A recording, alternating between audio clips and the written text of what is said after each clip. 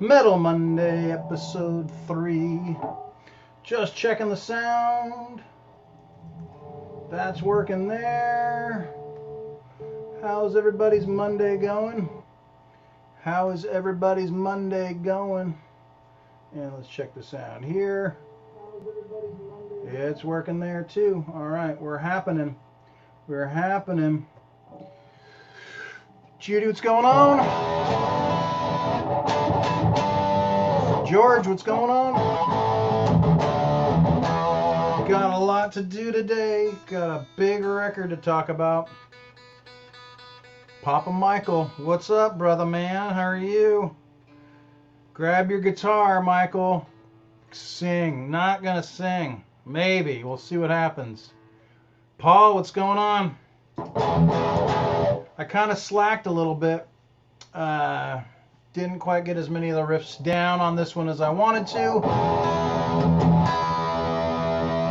But we'll get there. We'll get there. We'll get some of this done. Let me wait for a couple more people to show up. Sal, what's going on? Yeah, so let's start with this guitar.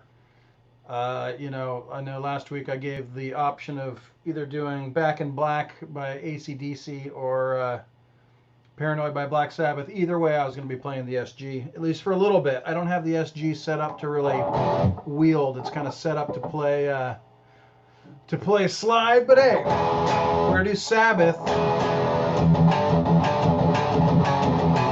We're going to do Sabbath. We got to play the SG. So, as you can see, this week, boom, Black Sabbath Paranoid is what we're going to talk about this week. An interesting fact about the artwork for this record. Interesting fact. I'm going to give you guys a couple factoids over the course of the next hour. The record was originally going to be called War Pigs, which is the first song on the record. We're going to get into that in a minute. But at the end of the recording sessions for this record, they wrote the song Paranoid. And the record company at the time was like, well, that's going to be a single, that's a hit. And so they changed the name of the record to Paranoid, but did not change the cover art, which the cover art is a little funky, a little strange. But hey, we're talking, what are we talking, 1970, 71? So anyhow, so there's the cover for Paranoid, which was originally going to be called War Pigs. So, little geeky fact for you there. Little geeky fact for you. Got a couple more of those that I'm going to be talking about. We got Ozzy Osbourne on vocals, Bill Ward on drums, Geezer Butler on bass, and the underrated Tony Iommi on guitar. I know he's not underrated in the eyes of metal fans, but he definitely should be mentioned in the same sentences as guys like Eric Clapton and Jeff Beck and David Gilmour and Jimmy Page. Tony Iommi's right there. All these great riffs. So I'm going to try something a little new today as we break down some of these riffs. I'm going to, at the risk of having this pulled off of Facebook, play along with some of the record. I've got it kind of coming through the speakers here at home. And if for some reason it gets taken down, I will post the YouTube link so you can watch it on YouTube. So who's ready to get started with this? The War Pigs. Let's get ready with a little War Pigs right here. This is an 8-minute song, and I'm probably going to play a couple minutes of it. We're just going to kind of get through the first intro. If you're not familiar with this record, buy it. Buy it. I've got a CD copy here. So you can see, there's my CD copy. And I have not one, but 2 copies of it on vinyl. So good. I own it twice. I don't know why I have 2 copies of it, but I do. War Pigs, Paranoid, Planet Caravan, Iron Man, Side 1, Electric Funeral, Hand of Doom, Rat Salad, and Fairies Wear Boots, Side 2. This is a seminal album in the history of heavy metal. Black Sabbath obviously credited as being, the first metal band. You could argue that Led Zeppelin had some metal, but I don't think they were a metal band. They had some hard rock for sure. Cream was heavy blues rock. Deep Purple had some metal aspects and attributes, but Deep Purple, you know, to me is right there on the border. I consider them an early heavy metal band, but anyhow, I digress. So I'm going to play along a little bit here with this at the risk of upsetting the Facebook police, just so that we can kind of go through some parts. I can show you a little bit of the process that I go through when I'm learning some of these things. I knew a few of these songs already, but going back and listening to it and getting it under my fingers was a good challenge. And like I said, I didn't quite devote as much time as I would have liked this last week trying to get it together. But let's see what happens. Let's see if this sounds okay.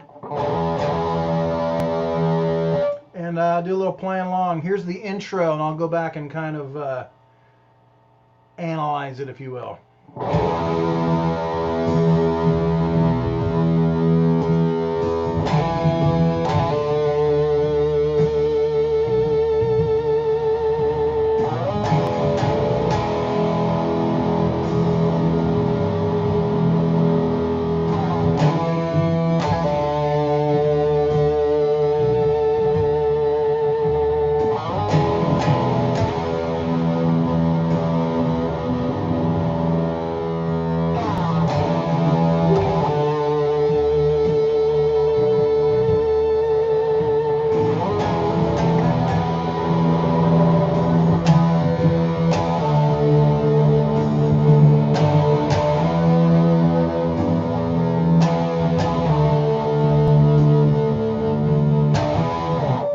So there's the intro right there. Let me pause this. So obviously you got the siren. I'm going to tell you, so this shirt, this is a Black Sabbath tour shirt. They did a reunion. They started a reunion tour quite a while ago, and then they ended up doing another studio record. I went to go see them with a friend of mine. Last minute, my friend called me up. I'm going to see Sabbath. Pick me up on your way to LA. So we went. I bought a ticket. Last minute, I ended up on the floor about 20 minutes back, 20 rows back. And they opened with this song. So the lights go down, it starts, there's sirens going, and I'm getting goosebumps even telling the story. They started playing it, and as soon as Ozzy started singing and he was in tune, I was like in tears. It was just amazing. They did not have Bill Ward, the drummer on that tour, unfortunately, so it wasn't quite the original Sabbath lineup, but seeing 3 out of the 4 guys playing War Pigs on the 20th row was just unbelievable. So that's a great intro. We're in the key of E. If you're going to play along with this record at home, there's something I should tell you right now, is that it's for what we tune to now with our tuners and whatnot.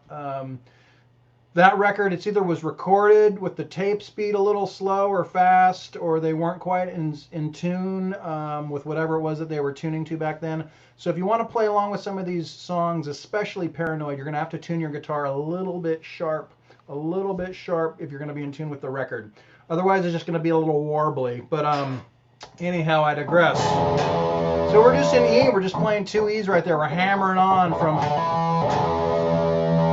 And then the next move is just pulling off to the D there. And then there's this cool thing that happens where, you know, like in blues, is you get that kind of between major and minor keys, and that's what makes blues so great, and that's what makes a lot of this early heavy metal so great. So he comes in, and this is basically a song that's in a minor key, but he plays this very kind of major chord next. That's just major.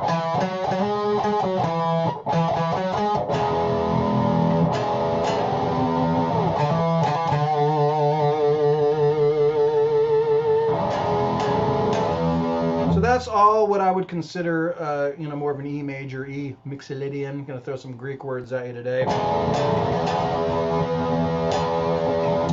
So that's, you know, basically what's happening in the intro before it comes to what we call this kind of stop time riff, and that's where the vocals happen. One thing I'm going to show you, I'm just going to kind of show you a couple of the things. This is, you know, if you're at home trying to play along, this is a great record to learn how to use power chords.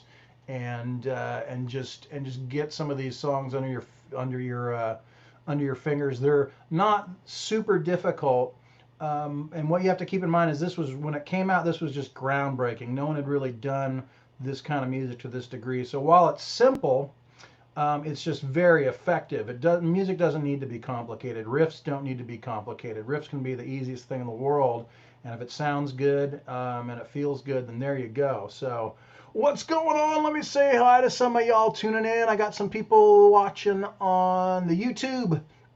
I got some people here on the Facebook. How you guys doing? Larry, Suzanne, Craig, Tanya, Marta, Kevin, Amy, what's going on, everybody? Sal, how you guys doing? Thank you for tuning in. Geek Fest. It's another Geek Fest. All right, let's move on to these verses here. So what happens is he basically is just playing from D to E. And there's a little hi-hat thing if you listen. There's the singing.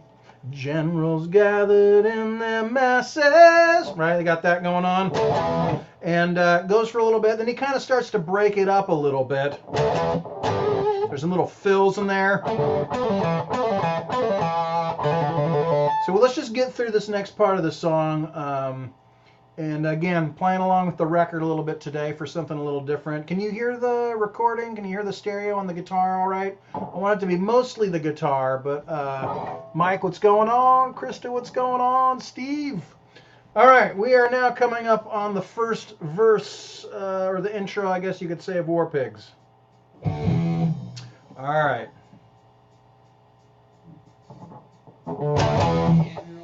Not in their masses. It's going from D to E right there. 10th fret to 12th fret.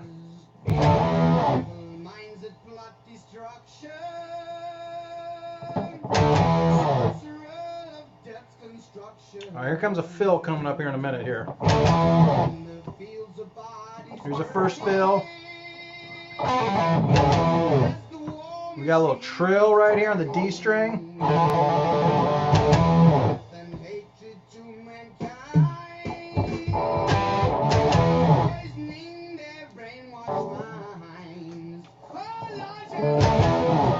All right, pretty self-explanatory, not that difficult. We're literally just playing those two chords, D to E. And we got a couple fills on the second half. We got a pull off. This is just from the 4th fret to the 2nd fret to open on the G string, and then 2nd fret of the D string on the E. The hard part about that is getting this and getting back up there to play that part. Second fill is just a trill on the D string, just to the 2nd fret. All right, that's that. And then right before it goes into that next part, there's a... And this happens throughout this song. This is also in Paranoid. Trills on the flute. This is essentially an E minor chord. And you're going to be finding that in a lot of these in riffs. He likes to get this little E minor chord in there. And then it gets into the next part. So the next part, we're just going to just do this very chromatic riff. And this is where Tony Iommi really kind of started to invent some of the more evil sounds that you hear in heavy metal. So we're just going up to the 15th fret. I'm sorry, 12, 13, 14, 15th fret. 14, 13, 12.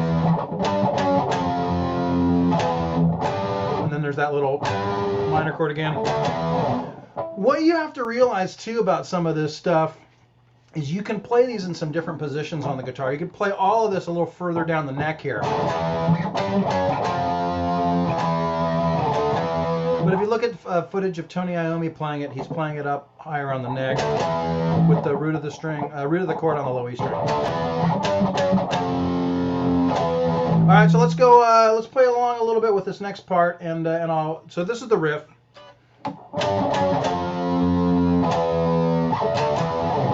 Drum fill.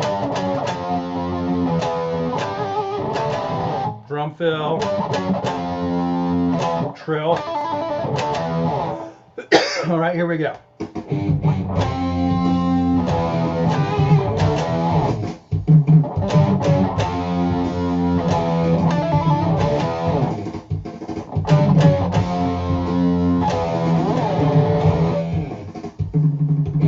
Got it? So now we're into the, I guess you could call this the second verse. I don't know what you want to call this part. We're only 2 minutes into the song, ladies and gentlemen.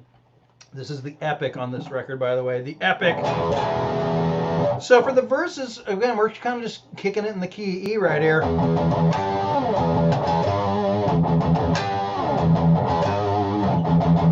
Again, we're playing this little E minor chord up here. You could look at this a couple different ways. You could look at this as a G major with the root on the A string without the G.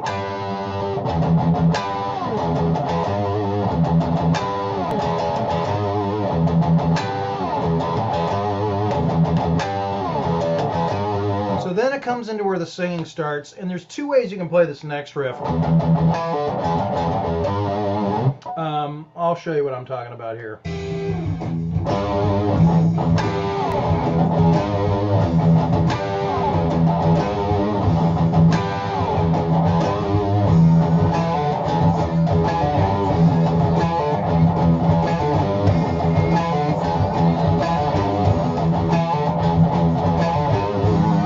So there's a couple ways you can play that next part. What's going on, Mike?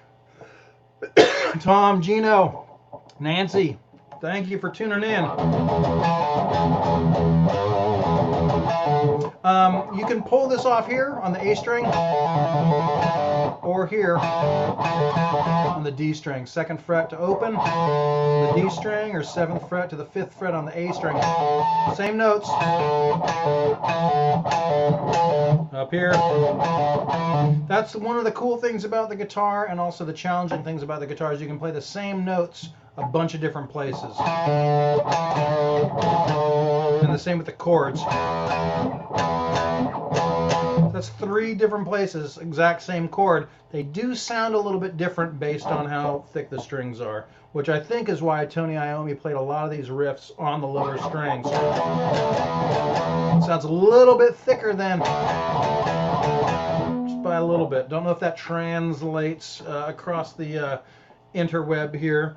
But all right, let's get back into this verse.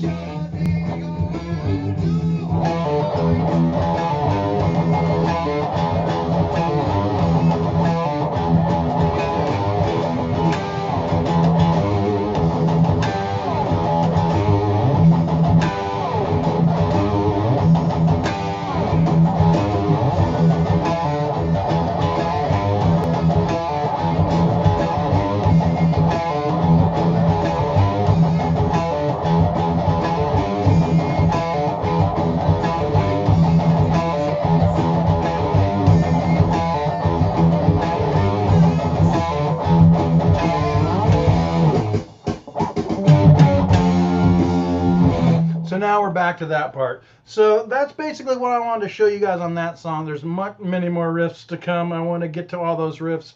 But War Pigs is a great guitar solo, and then it kind of flips back around and it repeats the beginning of the song. Let me see if I can kind of scroll ahead. There's actually a really cool chord at the end that I want to show you guys. Let me see if I can find it real quick here.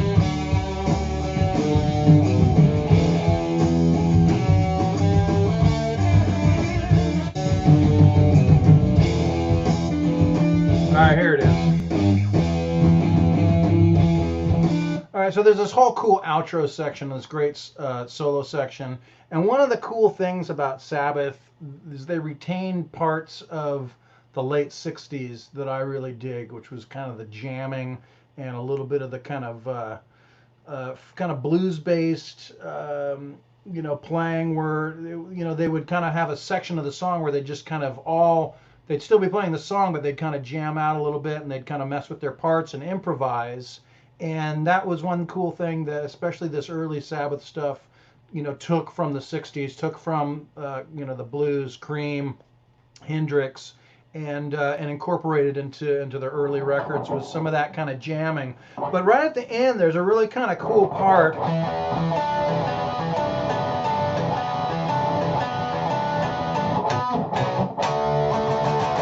And all this is it, again, because of the amount of distortion and because of the context, a lot of the stuff sounded a lot more unique. This is just an E7 chord. It's just the root, the 5th, and the 7th.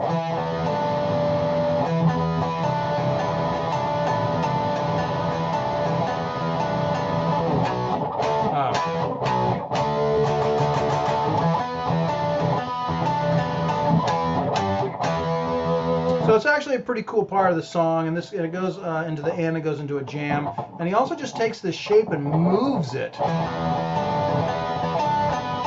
down to D,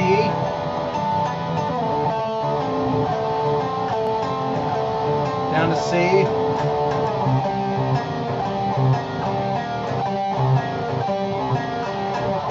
B,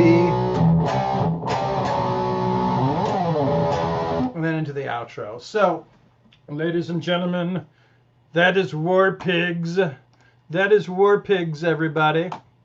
So before I move on to the next song here, I want to talk a little bit about our worthy cause of the week, everybody. Let me stop that. So Black Sabbath did a really cool thing that I really dig.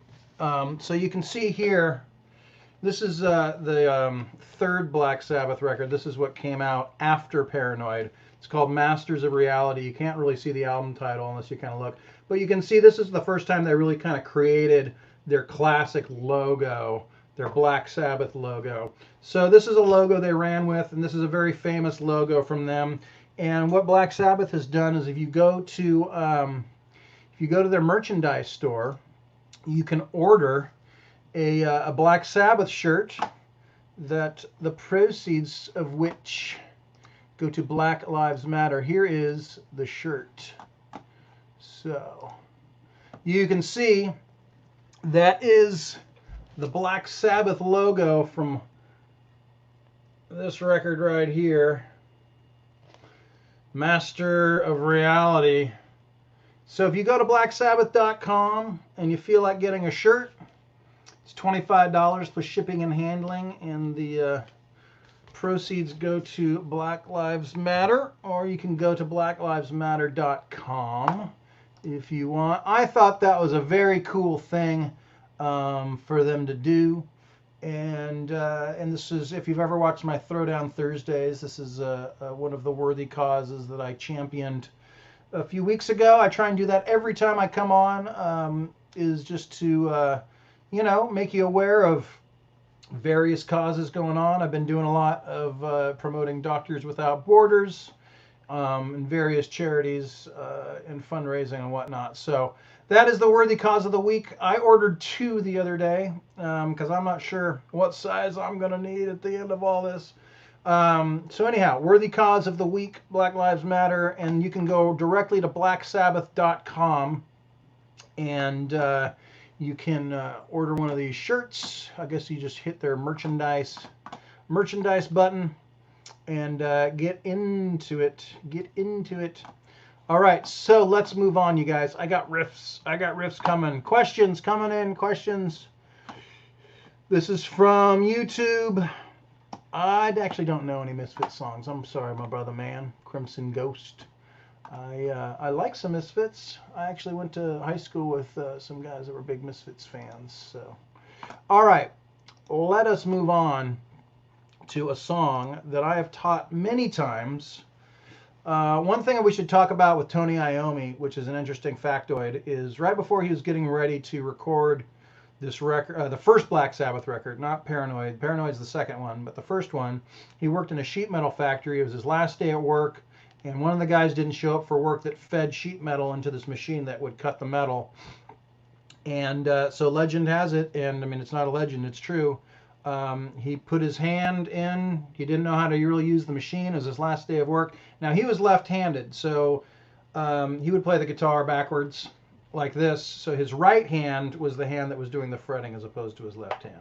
So I guess he put the metal in, and it cut off the top of his fingers on his right hand, which would be his fretting hand. So it cut off the top of his fingers. And how devastating would that be?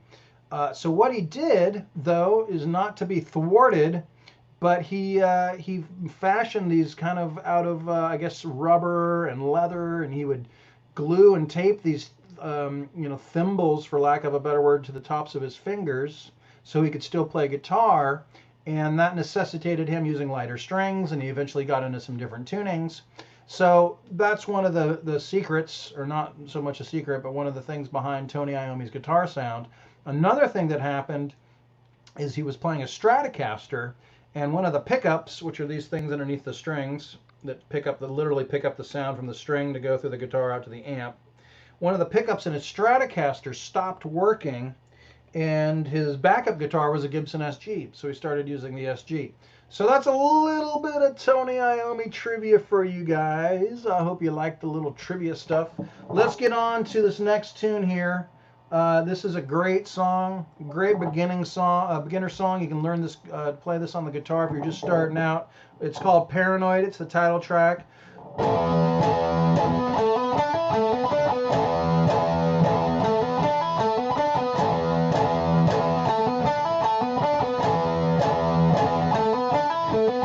So that's the intro riff. It only happens once in the song. It's so iconic.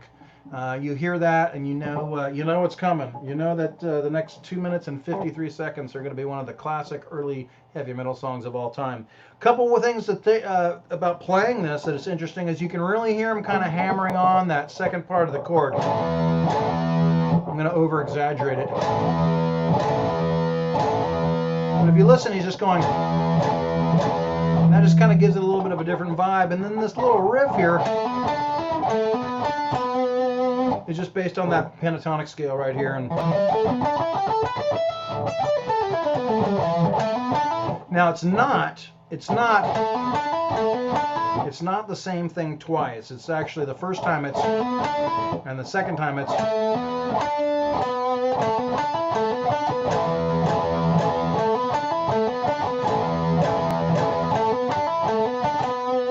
That's the intro to Paranoid. I'm going to play along a little bit with this. Once you get through that, a lot of down picking. And another thing that pops up in this song too, in this riff, which we just did in More Pigs, was that E minor chord up here. So in the verses, it's just an E to D, and then a quick G, back to D, back to E, and then he hits that. A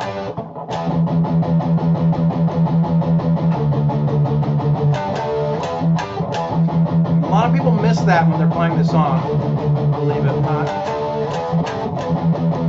So that happens. There's a quick little segue that just goes from E, C, D, back to E.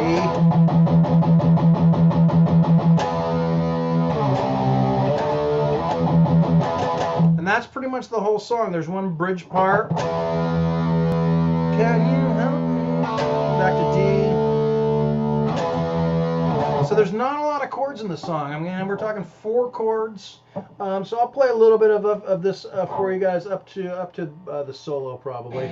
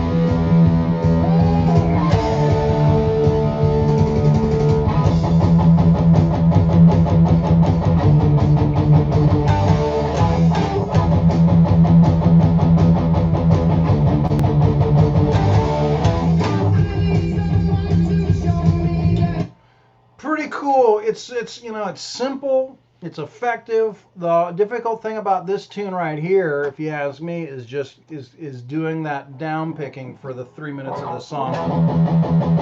And a lot of that, we've gotten into this a little bit in some of the other Metal Mondays, is you are palm muting, so you got a part of your hand right here resting on the bridge, so you're just kind of muting the strings just a little bit, so they're not going, they're not ringing out, they're just, you that muted sound. And then when a chord does ring out, it has that much more kind of pop and difference.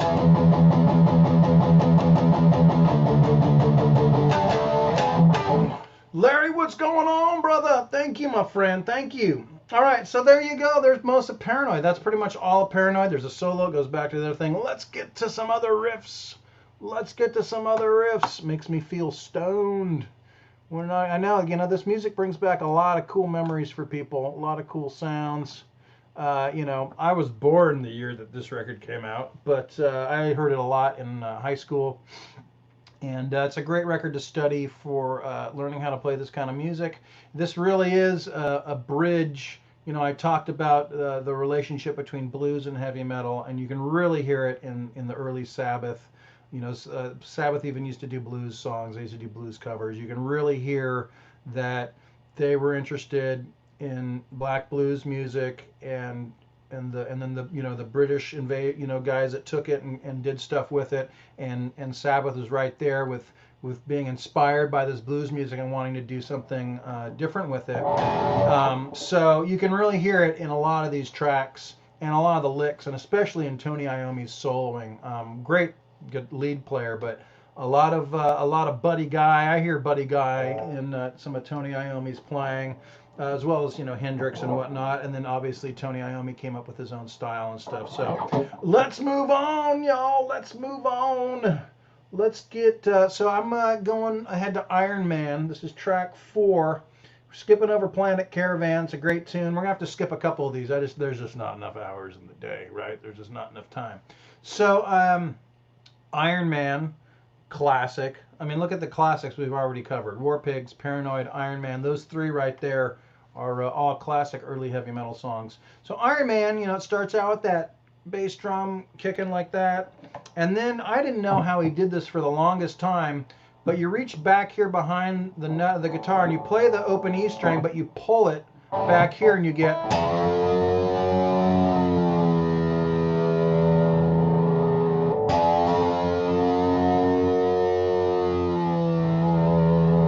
So you see how you get that? Sounds pretty sinister, doesn't it? So that's how that's accomplished. Can I talk sometime? Difficult? Yes, I can. It is difficult to play and sing at the same time, which is why I'm not trying this with these songs. But yes, we can talk about that.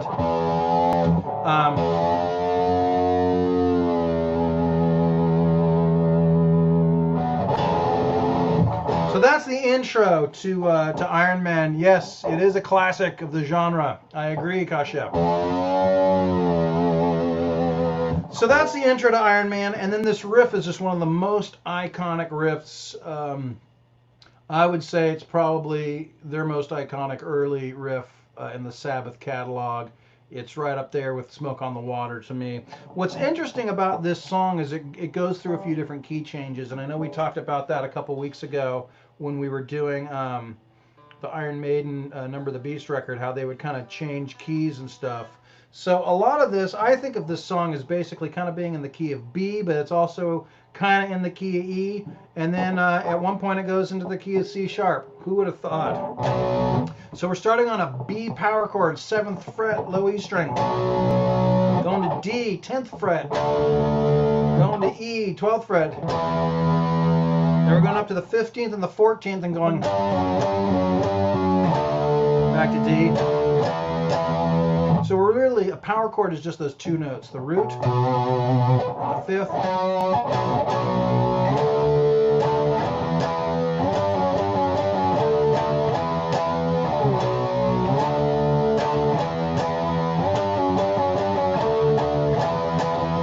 grab your guitar. If you've ever wanted to play guitar, these are the riffs that you want to just start out with. This stuff is, it's simple, but like I said, it's effective. It's so heavy. And you can play this at home. You can do this. You can do it. If you ever wanted to learn how to play guitar and you like harder rock and heavy metal, this is a great place to start.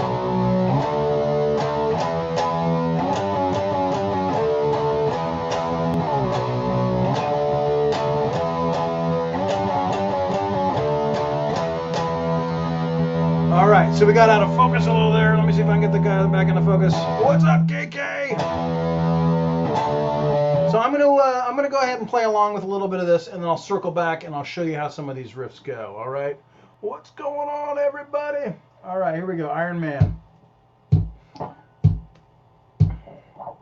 So again, we're back behind the nut here on the low E string. Long and sharp.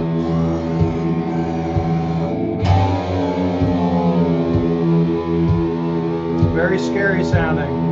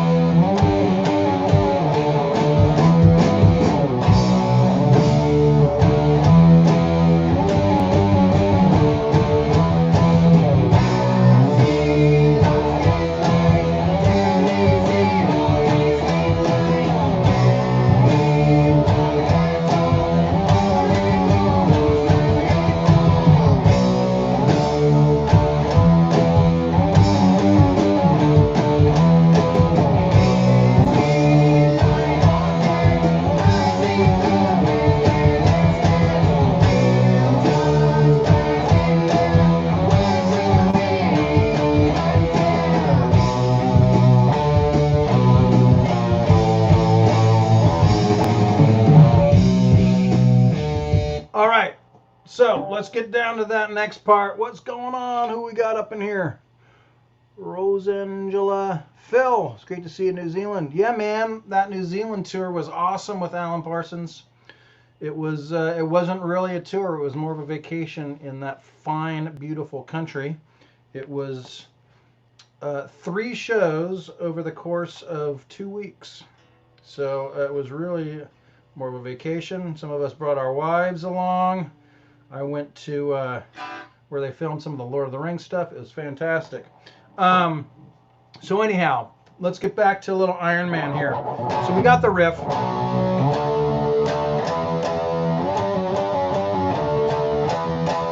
Correct? Next part.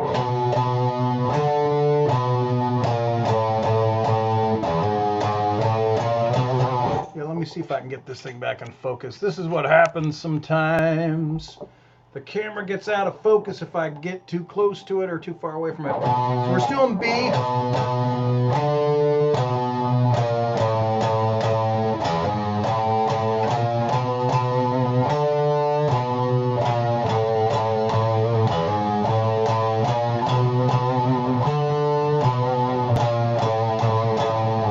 That's just a little segue in between the verses.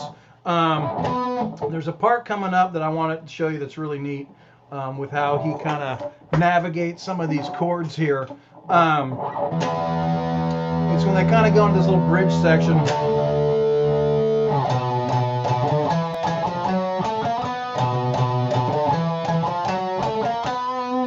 Okay, so that's really just going up the blues scale is what it's referred to.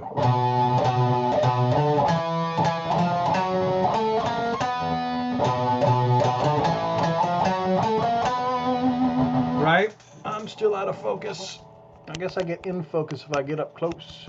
So I guess there's some software you can get to keep your camera in focus, but I don't have that software. So again, we're just going up that scale in B.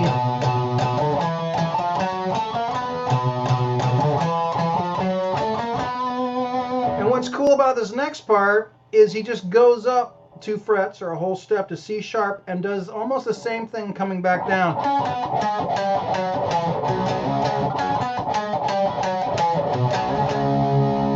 So again, we're in B and then we go to C sharp, and in the way that he changes keys like this, it's almost like there's not any real theoretical reason to do this, but it just sounds awesome.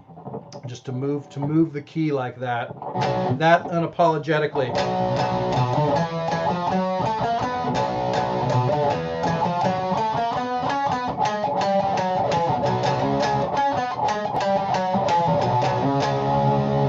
And that's what goes into the solo. So again, main riff is in B. And then we've got that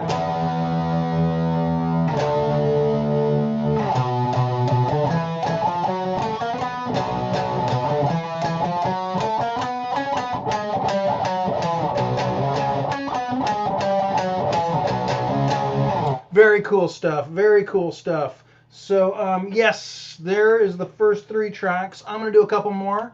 But first, we got our another segment here. I'm gonna combine a few things for you right now.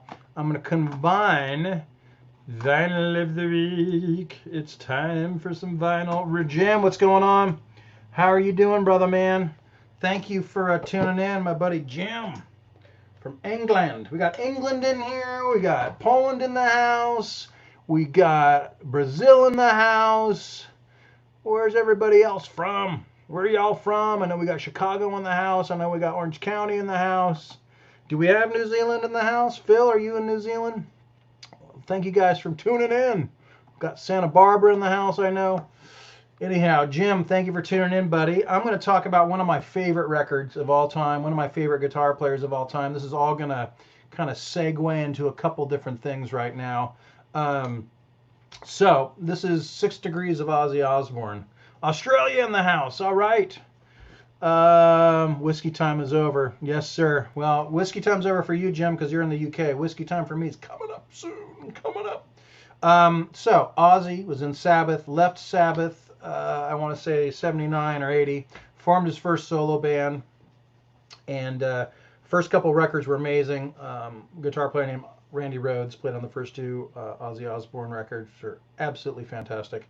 And Randy Rhoads tragically passed away in a airplane accident. And he was replaced, briefly he was replaced by Brad Gillis, who was in Night Ranger and went back to Night Ranger after the tour. But he was replaced on record for the next 2 records, Bark at the Moon and The Ultimate Sin by Jakey Lee, who is my probably earliest guitar influence and inspiration, and the guy that made me want to play guitar in the first place. And so Jake did 2 records with Ozzy, and then he left Ozzy, and he formed a band called Badlands. Ta-da-da! And Badlands featured Ray Gillen on vocals, who unfortunately passed away a few years after they made a couple records. Ray Gillen was briefly in Black Sabbath in the late 80s. Kind of in between, I think Ronnie Dio, Ian Gillan from Deep Purple did 1 record with Black Sabbath, which is a cool record called Born Again. But Ray Gillen, no relationship to Ian Gillan and Gillan. Fantastic singer, fantastic record. The drummer here, Eric Singer, he went on to play in Alice Cooper's band, and he has actually been the drummer in Kiss for the last 20 years. This guy right here, Eric Singer, has been in Kiss off and on for the last 20 years, and I don't know how you feel about this, but he's been wearing Peter Criss's makeup. I think it's a little weird. And then a great bass player right here, Greg Chasen, fantastic bass player. I'm friends with him on Facebook. He's out in Phoenix. He owns a guitar store out there. Great bass player. So this record is really more late 70s hard rock and heavy metal than heavy metal. I mean, it's still hard. It's still a heavy sounding record. But if you like Led Zeppelin, if you like Free, if you like Bad Company, if you like Deep Purple, I can't recommend this record enough. It is one of my favorite records of all time, regardless of genre. I would put this probably in my top 10 records of all time, with my favorite Beatles and my favorite B.B. King and my favorite Allman Brothers and all that. This is a top 10 all-time record for me. I cannot recommend this enough. The vinyl has 1, 2, 3, 4, 5. It looks like 9 songs on the vinyl. One of them is a short instrumental that Jakey Lee wrote for his daughter. It's very sweet. It's called Jade's Song. The CD of this has 1 extra song on it. So anyhow, this came out in 1989. And hey, Jeff, it's all good, brother man. It's all good, brother man. I'm talking about Badlands. Jeff, what's going on? Jeff's a great guitar player from my neck of the woods here in Ventura. He's got a band, the Guitar and Whiskey Club, I believe it's called. Correct me if I'm wrong, Jeff. Fantastic player there. Jeff, thank you for tuning in. Anyhow, this is my vinyl of the week. And like I said, I can't say enough good about it. I could sit here and just talk for the rest of the time about this record. Unbelievable. So that is my vinyl pick of the week. And that is going to segue nicely into my guitar pick of the week. This one, I don't have that many guitar picks framed, but I have this one framed. This is my Jakey Lee guitar pick, and it is very worn down. his signatures on the pick, but it's very, very, very worn down. I don't even think you can see it. There's just a little bit of his signature on there as a signature pick. It looks to me like a Fender Heavy. And I can't remember exactly who gave this to me. I want to say my buddy Misha may have given this to me. But this is my guitar pick of the week. I do have a fairly extensive guitar pick collection. But I kind of stopped collecting picks along the way. I used to collect them a lot. Florida in the house. What's going on, Florida? Australia. So I started collecting guitar picks just as a guitar nerd, and I've kind of continued, and I've been sharing some of those with you guys. So anyhow, that's my vinyl pick and my guitar pick of the week. So, and once again, everybody, I'm going to throw my worthy cause of the week up again real quick here. I'm encouraging you to, if you are so inclined, please go to blacksabbath.com and go on the website, go to their merch page, and if you're so inclined, you can buy this t-shirt right there, and that is the same font and logo as from the Master of Reality record. There's the Black Sabbath logo from 1972. Order one of those. They're $25 plus shipping and handling. And the money goes to Black Lives Matter. And, we're talking about the connection between the blues and heavy metal. And none of this music would have happened without the black musicians that pioneered all of the blues and the jazz and the funk and the R&B and all of that music that has been the bedrock, the foundation for everything that we love. So anyhow, that is once again my worthy cause of the week, everybody. There it is. There it is. So yeah, all you gotta do, go to blacksabbath.com. That is an easy one to remember. blacksabbath.com. All right. So while we're on these different little subjects, everybody, we are going to get ready for, oops, not that. We're going to go do Name That Riff. It's time for Name That Riff, everybody. Camera keeps going out of focus. Jeff, you told me about this. You told me about the software you need. I don't have an old enough computer to get this software, everybody. So you're going to have to deal with me coming in and out of focus. And I'm switching over to the Music Man. I'm switching over to the Ernie Ball Music Man Steve Morse model.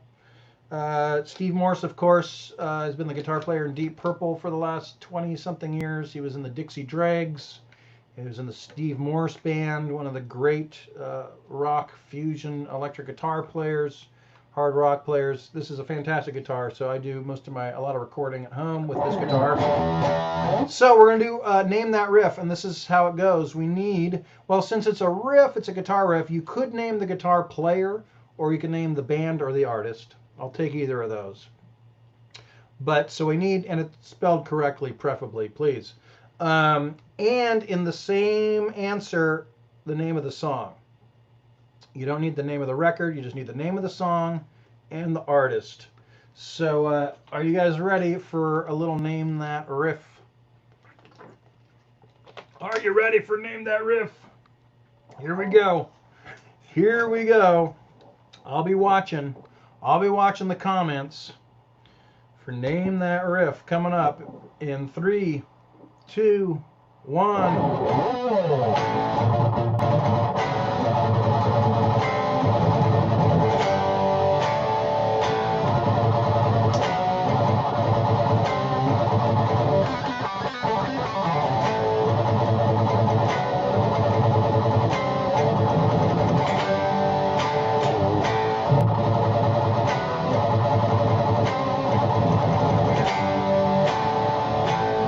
Not the best executed version of that, but that is Name That Riff of the week. Anybody, I'll do it again. The guitar is a little out. Nope, you're close. You are close. I'll do it again. Because it wasn't quite in tune.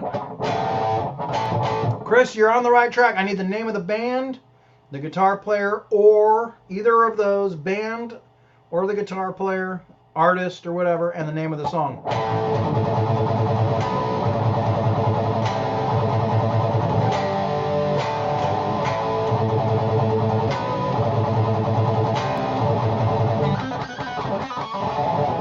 Jeff, you're close. You guys are close. You guys are close. That's not. I'll play that part for you though. Crazy Train is.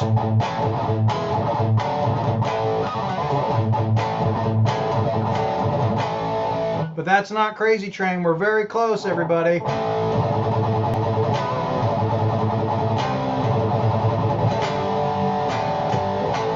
We're very close.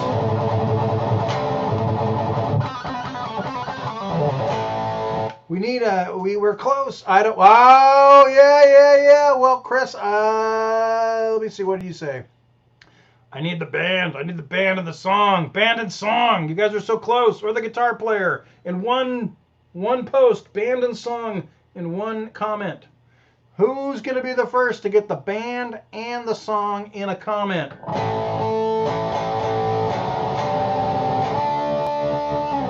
One more time. Chris, if you can do it, you got it, but you got to get the band and the song.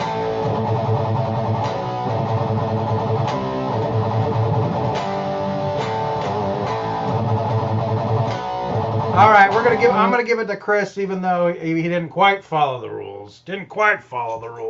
But I'll give it to Chris. It is, of course, Ozzy Osbourne, I Don't Know. Yes. Well, and Jeff, you were right there. I might have to call it. There you go. There you go. Chris and Jeff, you guys got that. What a great riff, right? I'm having a hard time getting that alternate picking today. Colorado in the house. Colorado in the house. What's going on? Hey, you guys, I forgot to show you something. Here. So anyhow, what was I talking about? I was talking about Badlands being one of my favorite records of all time, and I was talking about the guitar pick. I forgot that I could show you this. This is crazy. Here is I want to say 19-year-old me outside the Ventura Theater in Ventura, California, with Jakey Lee. That's my first favorite guitar player right there. Yeah, we already got the winner. I'm calling a tie. I'm calling Jeff and Chris got Ozzy Osbourne, I Don't Know. That was the name that riff. So what's up, Al?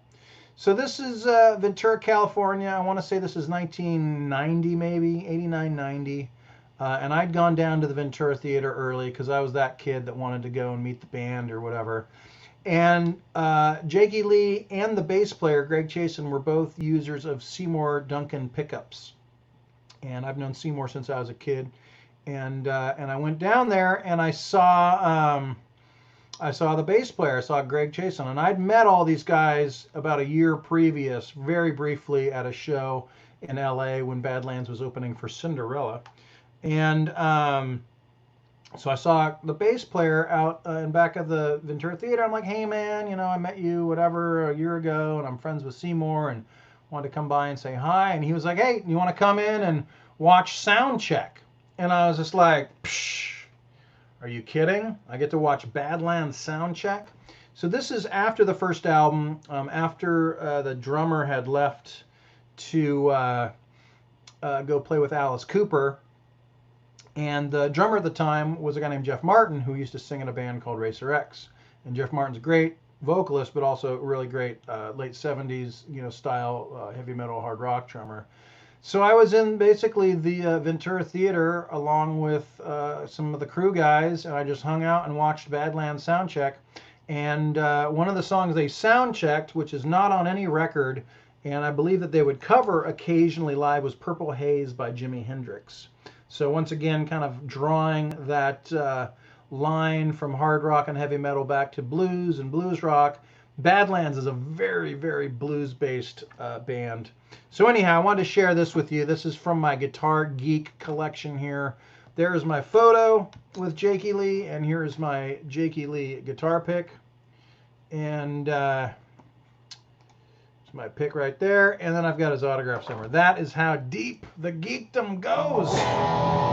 The geekdom goes deep. All right, I got just a couple minutes left, you guys. Let me get to a couple more of these riffs, and then I'm going to get out of here. Get out of your hair. Thank you guys for tuning in. Appreciate it. So, two more little riffs I'm going to show you real quick. I'm going to show you a couple riffs from a song called Electric Funeral. And what's really neat about this song is, again, the riffs are very simple but very effective. It sounds like it's played with a wah-wah on the album. But the main riff, you know, when the song starts,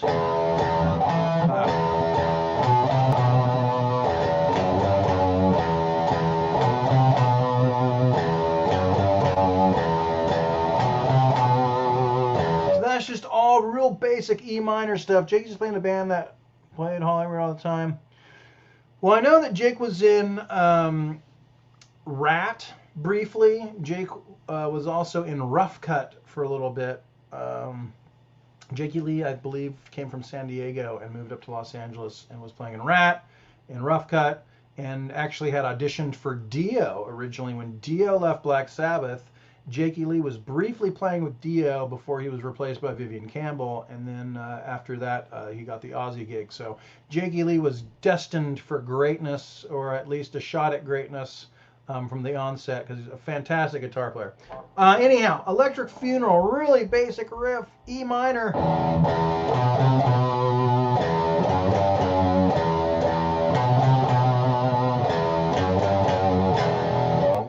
And then that gets into the verse section.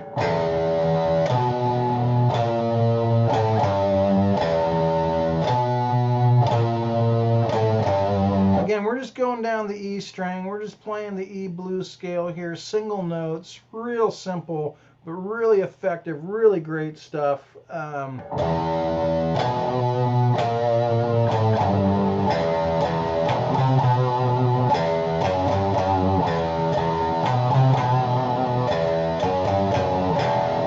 This is where you get the terms like doom, sludge metal, doom, very doomy sounding music. All right, you guys, last riff. I got to bust out of here in a couple minutes, so I'm just going to give you a very short version of the last song on the album, Fairies Wear Boots. We're not in the key of E now. We are actually going to be in the key of G momentarily. This song has an intro that I'm not going to go over. I believe they call it Jack the Stripper before it goes into Fairies Wear Boots. And once we get into Fairies Wear Boots, we're in the key of G minor. And one thing that you can kind of hear, you can hear the bass playing one thing and the guitar playing another, and it kind of makes the riff a little ambiguous sometimes. It's essentially, you think you're hearing, but the bass is playing that F down here. The guitar is playing again, once again, that minor chord, the minor seventh chord right here.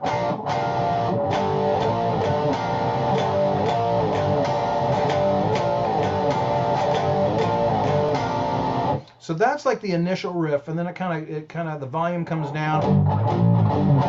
And instead of doing that whole chord, you're just going to do this little, you know, we've talked about those 2-note power chords going all the way back to a few weeks ago when we were doing that Dio record, when we were doing Holy Diver. So this is just kind of the top part of that F chord.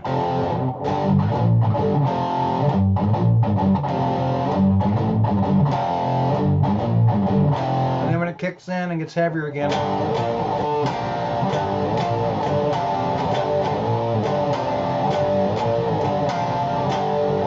so that's a little bit of Fairies Wear Boots, a little bit of Electric Funeral.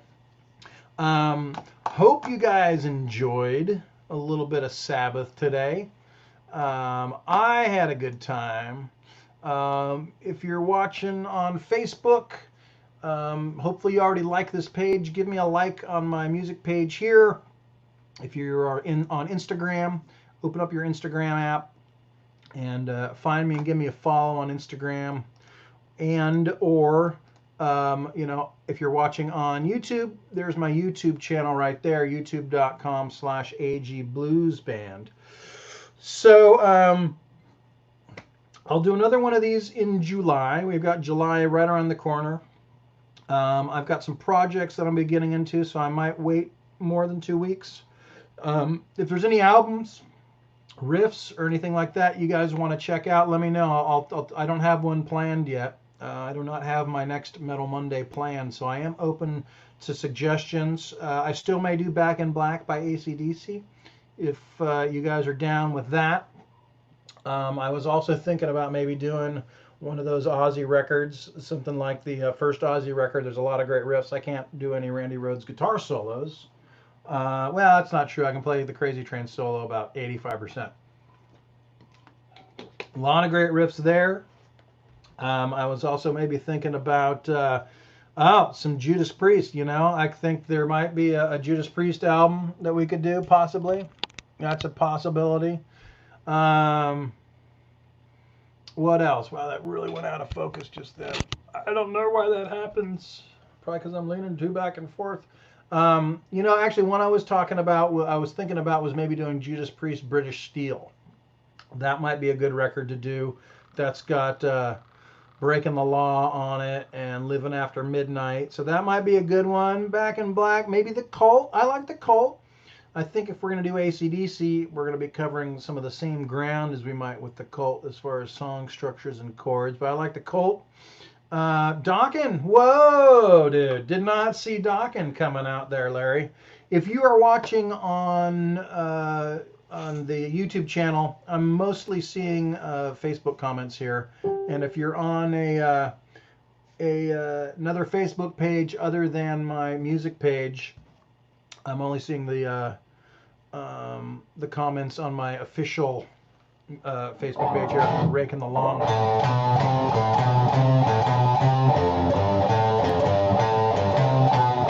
So, you know, that would be a good one. Dokken, man, that's an interesting one, Larry. Didn't really give that much thought. I like a couple of the early Dokken records. I'm not the hugest Dokken fan. I think George Lynch is a fantastic guitar player. Well, that's some ideas. If you guys have any more ideas, throw them in the comments.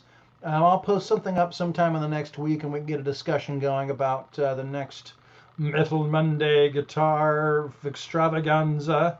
So again, once again, we've done Dio, Holy Diver, we've done Iron Maiden, Number of the Beast, and we did Black Sabbath, Paranoid today.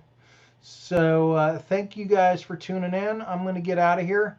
Once again, there are my social media channels. If you care to give them a like or a follow or a subscribe, I would really appreciate it. Appreciate you guys tuning in. And once again, if you want to get yourself a Black Sabbath shirt, but the Black Lives Matter, there it is. You can order it from blacksabbath.com. Head over there right now and order yourself a shirt. $25. $25, and you get a cool shirt. Boom. So there you go. That was Metal Mondays, episode 3. Thanks, Larry. Hey, oh, Jeff, UFO, man. UFO would be a tough one. UFO would be a tough one, man. That is some, that's no joke. That is no joke. Obsession, man. See, you're digging deep. That would be a challenge. All right, you guys. Thank you for tuning in.